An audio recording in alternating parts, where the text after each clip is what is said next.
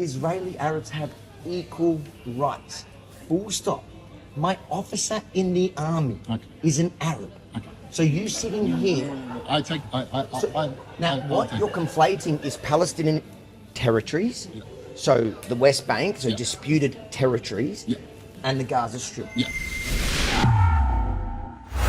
You probably remember a few weeks ago that I attended a massive rally against anti-Semitism outside the Victorian State Parliament in my capacity as a journalist for Rebel News. Now, what you didn't see is before the event officially began, I'd been interviewing the Jew-hating counter-protesters who were gathering when a man who also claimed to be covering the day introduced himself as a student journalist there to, just like me, do his job.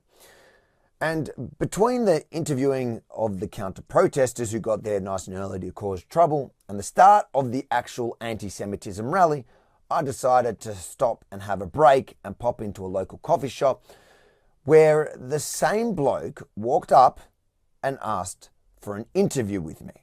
What's up? I'm not going to ask you about your question. I'm not coming here to say any statements about what you did or anything.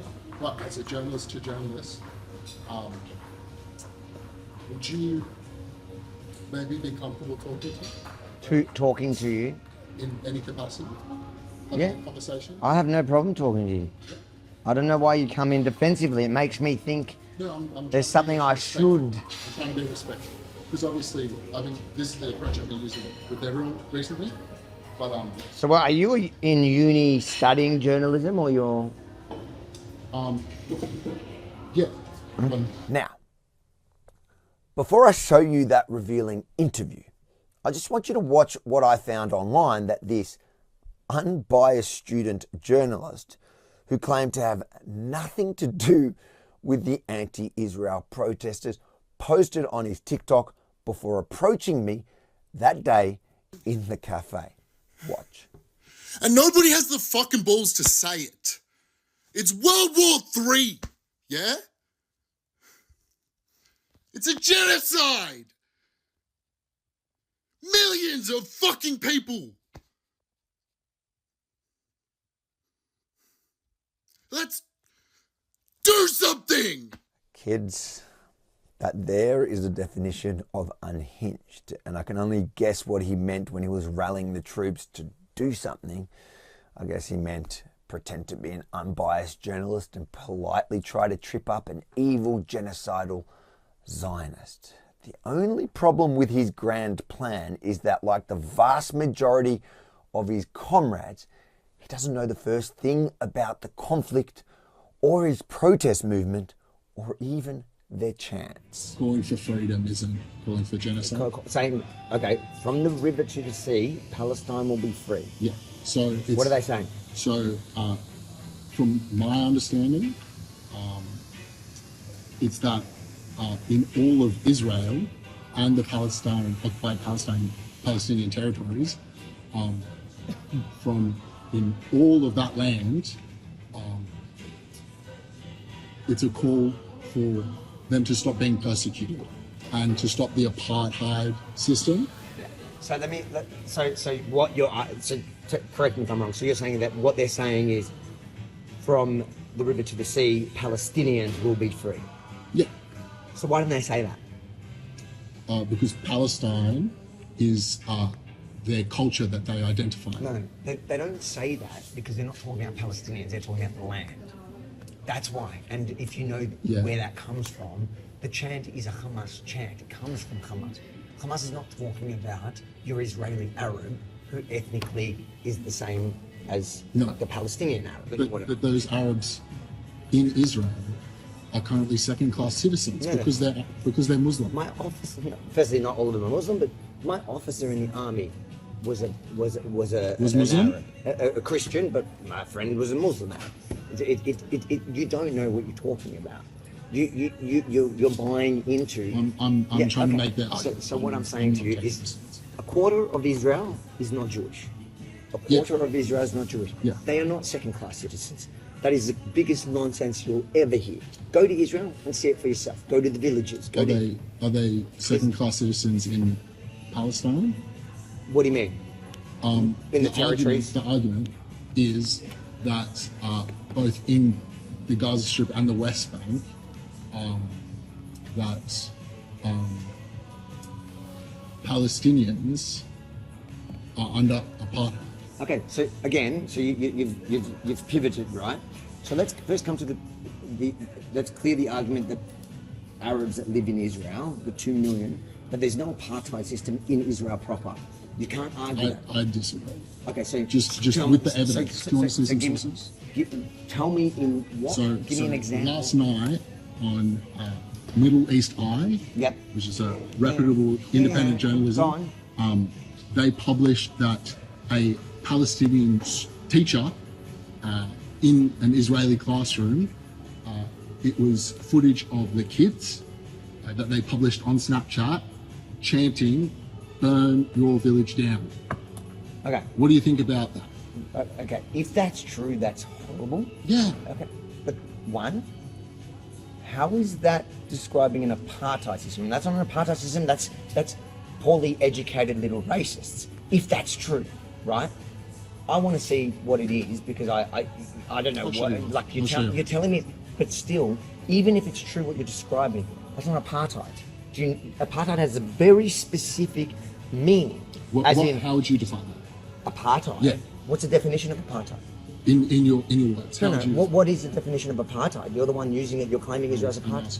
No, but you're claiming Israel is apartheid. So can you define it? See, what's apartheid? So in my mind, apartheid is a systematic separation, which comes in early with identification, dehumanization, and then alienation. Systematically. And I'm saying that the Israeli government, not Jewish, not Jews. I'm saying that the Israeli government So what I'm is saying to you committing is apartheid. institutionalized racial segregation. That's what it is. Yes. So let's take your example because that's the example you gave me of apartheid. Yeah. How is that? So can a Palestinian man? So wait, are you talking about Israel or the Palestinian territories? So Israel proper? So Israel, we're 2 million out of the 8 million are Arabs. Yeah. How is it apartheid if they have equal rights? They don't. That's what the rights argument. don't they That's have? the argument. So what rights don't they have? They don't have the right to own their own land You- because a rubbish. settler No. will come in and take that property. No, you're talking shit. Am I? Yes, Arabs own land. Like, Israeli Arabs have equal rights. Full stop. My officer in the army is an Arab. Okay. So you sitting here. Now, what you're conflating is Palestinian territories. Yeah. So the West Bank, so Yeah. disputed territories. Yeah. And the Gaza Strip. Yeah. Gaza Strip is controlled by Hamas. It's ruled on its own. Now, that has there's the blockade from Israel side, Egypt side.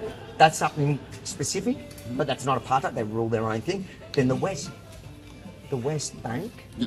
Okay.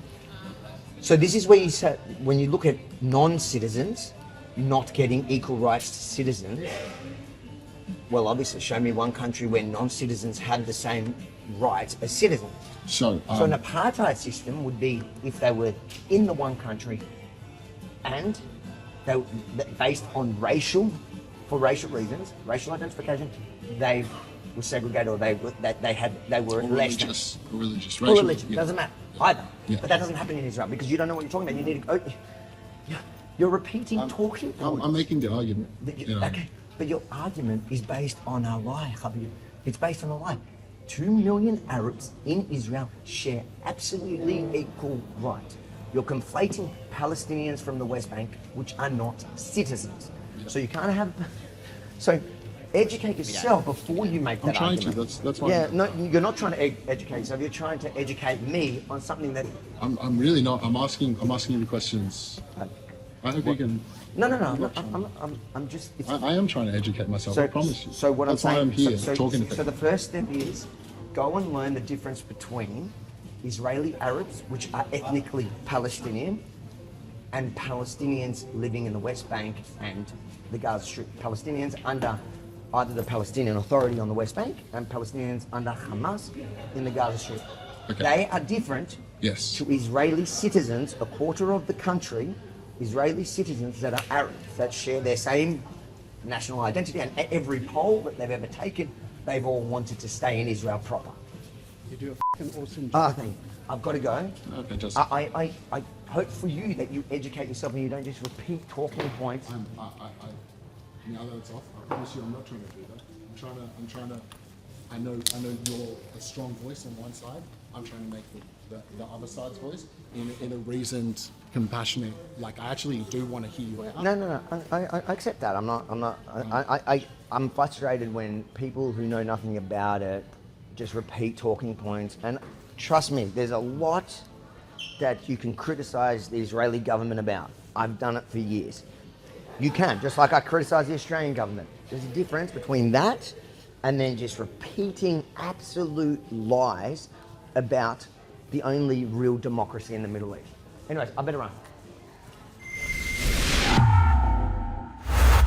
If you agree that it's important for the world to see how ignorant the loudest voices often are, especially on this subject, make sure to like, comment, and most importantly, share it far and wide. And then please head over to buildourstudio.com to help us cover the remaining costs of building this state-of-the-art studio I'm sitting in right now. There is so much more to come. This is just the beginning, but we can't do it without you. Buildourstudio.com. Help me cover the rest of the costs of building this, and I promise you to bring the content. Let's do this together. Buildourstudio.com.